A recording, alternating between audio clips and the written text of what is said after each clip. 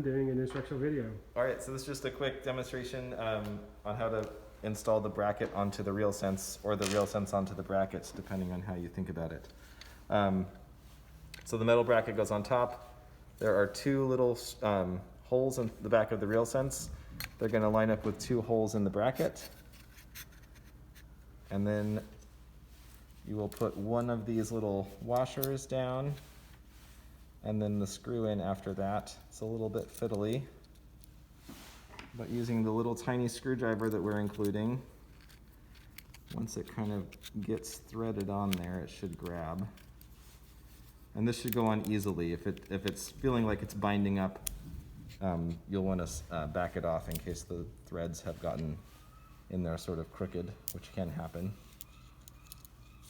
I don't know why there are seagulls outside. Anyway, this is the same process for the other one. Just getting it started is kind of the trick. Once it's in there, yeah, there we go. And these don't need to be super, super tight, but you'll want them to be snug just so that it doesn't rattle around. And that's all there is to it. Great.